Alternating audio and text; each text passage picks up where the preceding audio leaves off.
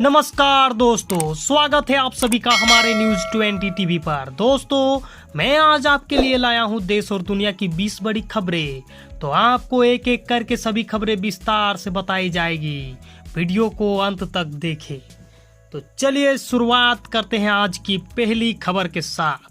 दोस्तों, आज की पहली खबर यूपी से है। दोस्तों, यूपी के संतों की चेतावनी, फैजाबाद की जगह अयोध्या लिखो वरना नहीं होने देंगे ओवैसी की रैली। आपको बताते चलूं कि दोस्तों, यूपी विधानसभा चुनाव से पहले अब अयोध्या के नाम को लेकर राजनीति शुरू हो गई है। 7 सितंबर को अयोध्या में होने वाले एआईएमआईएम की रैली को लेकर लगाए गए पोस्टरों में अयोध्या की जगह फैजाबाद लिखे जाने पर संतों ने आपत्ति जताई है। संतों ने नाराजगी व्यक्त करते हुए कहा कि पोस्टर से जल्द नाम न बदला गया तो वह 7 सितंबर को होने वाले ओवैसी की रैली नहीं होने देंगे। वहीं दूसरी ओर कांग्रेस नेता ने ओवैसी की पार्टी के इस दाव को जवाबी कव्वाली करार दिया है। वहीं दूसरी बड़ी खबर दोस्तों, मुजफ्फरनगर में किसान महापंचायत को लेकर सुरक्षा कड़ी। राकेश टिकैत बोले, हमें रोका तो बैरियर तोड़ देंगे। आपको बताते चलूं कि दोस्तों, केंद्र के 3 कृषि कानूनों का विरोध कर रहे किसानों के संगठन संयुक्त किसान मोर्चा ने रविवार को उत्तर प्रदेश के मुजफ्फरनगर में एक मेगा महापंचायत का आयोजन किया है। भारतीय किसान संघ के नेता राकेश टिकैत ने कहा कि इस कार्यक्रम में बड़ी संख्या में लोग शामिल होंगे। राकेश टिकैत ने कहा, महापंचायत के लिए पहुंचने वाले लोगों की संख्या को बताना असंभव है, लेकिन मैं वादा कर सकता हूं कि लोग बड़ी संख्या में पहुंचेंगे। किसानों को महापंचायत तक पहुंचने से कोई नहीं रोक सकता। अगर वे हमें रोकते हैं तो हम बैरियर तोड़ते हुए पहुंचेंगे।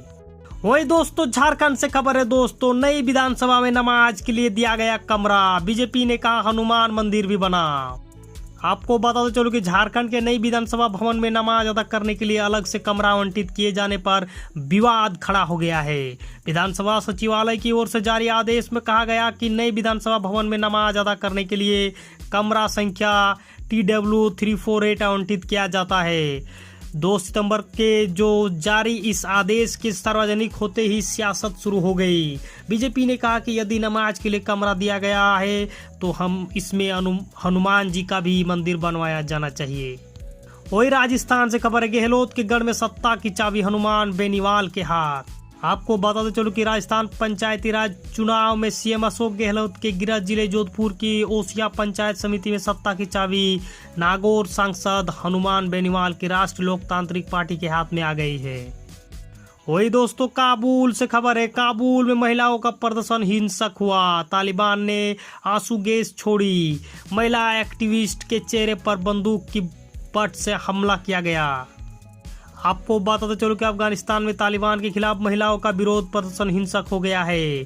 काबुल में महिलाओं के अधिकारों की आवाज उठ रही एक्टिविस्ट को तालिबानियों ने आंसू गैस छोड़कर रोकने की कोशिश की तो दिन से प्रदर्शन कर रही इन महिलाओं का कहना है कि नई सरकार में उनकी भागीदारी होनी चाहिए। वहीं टीएमसी ने ली चैन की सांस। ममता की सीट भवानीपुर में 30 सितंबर को उपचुनाव।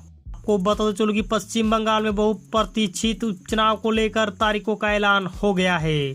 चुनाव आयोग की इस ऐलान के साथ ही ममता बनर्जी की बड़ी टेंशन खत्म हो गई। भारतीय निर्वाचन आयोग ने पश्चिम बंगाल की 3 और ओडिशा की 1 सीट के लिए उपचुनाव की तारीखों का ऐलान कर दिया है।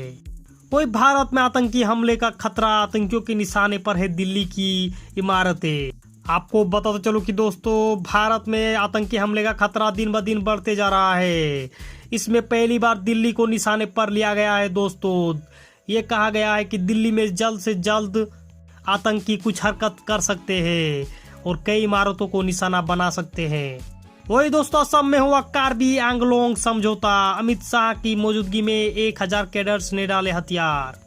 आपको बताते चलो कि केंद्रीय गृह मंत्री अमित शाह की मौजूदगी में शनिवार को कार्बी आंगलोंग समझौते पर हस्ताक्षर किए गए। समझौते के बाद अमित शाह ने कहा कि ऐतिहासिक कार्बी आंगलोंग समझौता हुआ है। मोदी सरकार दशकों पुराने संकट को हल करने और असम की क्षेत्रीय अखंडता सुनिश्चित करने के लिए प्रतिबद्ध है। उन्होंने कहा कि यह दिन निश्चित रूप से असम और कार्बी क्षेत्र के इतिहास में स्वर्णीय अक्षरों से लिखा जाएगा। वही पश्चिम बंगाल में बीजेपी को लगा एक और झटका। दल बदल कानून की धमकी के बावजूद टीएमसी में शामिल हुए भाजपा विधायक। आपको बताते चलो कि पश्चिम बंगाल विधानसभा चुनाव में हार का सामना करने के बाद से ही भाजपा की मुश्किलें कम होने का नाम नहीं ले रही है। शनिवार को भाजपा को एक और झटका तब लगा जब उनके एक और विधायक ने तृणमूल कांग्रेस का दामन थाम लिया। आपको बताते चलो कि सुप्रीम कोर्ट कॉलेजियम ने रच दिया है इतिहास। 12 हाई कोर्ट में जजों की नियुक्ति के लिए 68 नामों की सिफारिश। सुप्रीम कोर्ट के चीफ जस्टिस एन.वी. रमन्ना की अगुवाई वाले कॉलेजियम ने एक अप्रत्याशित फैसले के तहत इलाहाबाद, राजस्थान व कलकत्ता समेत 12 उच्च न्यायालयों में न्यायाधीशों की नियुक्ति के लिए एक बार में 68 नामों की सिफारिश की है। इन उच्च न्यायालयों में न्यायाधीशों की काफी कमी है। केंद्र की ओर से इन नामों पर मुहर लग जाती है तो उनकी नियुक्ति इन उच्च न्यायालयों में हो जाएगी। वही पीएम मोदी इसी महीने जा सकते हैं अमेरिका। बाइडेन से होगी मुलाकात। एजेंडे में है चीन और अफगानिस्तान। आपको बताते चलो कि प्रधानमंत्री नरेंद्र मोदी के इस महीने यानी सितंबर के आखिरी सप्ताह में अमेरिकी दौरे का जाने का उम्मीद है। सरकार के टॉप सूत्रों की माने तो प्रधानमंत्री सितंबर के आखिरी सप्ताह में वाशिंगटन डीसी और न्यूयॉर्क का दौरा भी कर सकते हैं।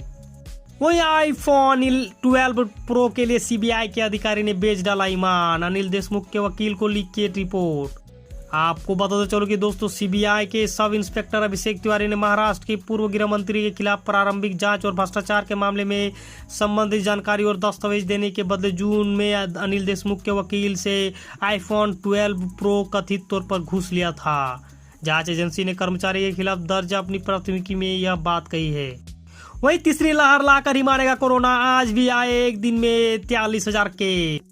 आपको बता चलो कि कोरोना की दूसरी लहर में भयंकर तबाही के बाद अब देश में कोरोना संक्रमित मरीजों की बढ़ती संख्या ने एक बार फिर से डराना शुरू कर दिया है। देश में जिस रफ्तार से कोरोना का ग्राफ बढ़ रहा है उसे देखते हुए तीसरी लहर का डर सताने लगा है।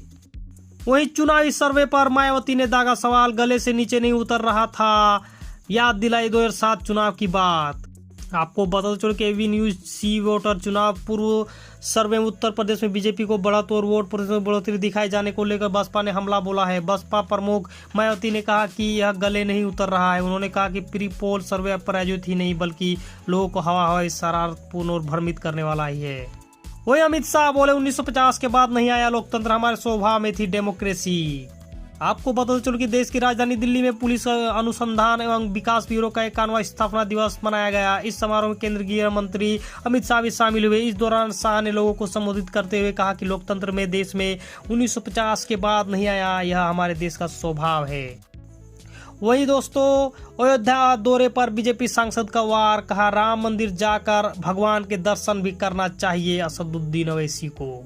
आपको बताते चलो कि दोस्तों उत्तर प्रदेश में विधानसभा चुनावों से पहले अयोध्या राजनीति का केंद्र बिंदु बन गया है। कुछ राजनीतिक दलों की चुनावी यात्रा अयोध्या से शुरू हो रही है तो वहीं कुछ दलों का पड़ाव यहां बन रहा है। इसी कड़ी में ऑल इंडिया मजलिस इत्तेहादुल मुस्लिमीन के प्रमुख असदुद्दीन ओवैसी 7 सितंबर से 3 दिवसीय वंचित शोषित सम्मेलन करने जा रहे हैं। इसकी शुरुआत अयोध्या से ही होगी। वही दोस्तों वैक्सीनेशन में मुंबई अव्वल। मुंबई 1 करोड़ से ज्यादा लोगों को टीकाकरण करने वाला देश का पहला जिला बना। करीब 28 लाख लोगों को लगा दूसरा डोज।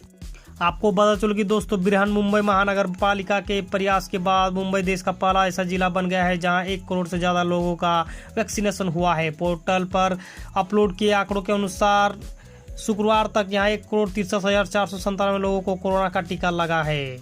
वही तालिबान के साथ पंजशीर के शेरों की जंग और तेज। बोले मर जाएंगे लेकिन आत्मसमर्पण नहीं करेंगे। आपको बता चलो कि अफगानिस्तान के पंजशीर घाटी तालिबान के लिए एक बड़ा सिरदर्द बनती जा रही है। एक दिन पहले ही तालिबान ने दावा किया था कि उसके लड़ाकों ने पंजशीर पर कब्जा कर लिया, जिसके तुरंत बाद विरोधी धड़े ने नेता अहमद मसूद और अफगानिस्तान के पूर्व उपराष्ट्रपति अमरुल्लाह सालेह ने इन दावों को खारिज किया था। पंजशीर पर तालिबान के कब्जे के दाव को अमरुल्लाह सालेह ने नकारा। जेएनयू में आतंकवाद के खिलाफ सेंटर फॉर नेशनल सिक्योरिटी का गठन। आपको पता चलो कि अफगानिस्तान की राजधानी काबुल पर कब्जे के बाद तालिबान ने पंजशीर घाटी पर भी कब्जा करने का दावा किया है। हालांकि अफगानिस्तान के पूर्व उपराष्ट्रपति अमरुल्लाह सालेह ने तालिबान की इस दावे को नकार दिया है। वही तालिबान के न्योते पर काबुल पहुंचा आईएसआई चीफ फैज हमीद। इस एजेंट पर होगी अहम बैठक। आपको बता चलो कि पाकिस्तान की खुफिया एजेंसी आईएसआई के तालिबान के साथ रिश्ते किसी से छिपे नहीं है। इस बीच काबुल में एक बार फिर तालिबान और पाकिस्तान के नापाक गठजोड़ का सबूत मिला। दरअसल अफगानिस्तान में तालिबान की सरकार के गठन से पहले ISI chief lieutenant general Faiz Hamid Kabul पहुंचा है। दोस्तों आज के लिए बस इतना ही। दोस्तों अगर हमारी वीडियो आपको पसंद आए तो वीडियो को लाइक करें, शेयर करें और सब्सक्राइब करें दोस्तों। इस तरह का डेली न्यूज अपडेट पाने के लिए बेल आइकन को दबाना ना भूलें। नमस्कार, आदाब, सत श्री अकाल, जय हिंद, जय भारत।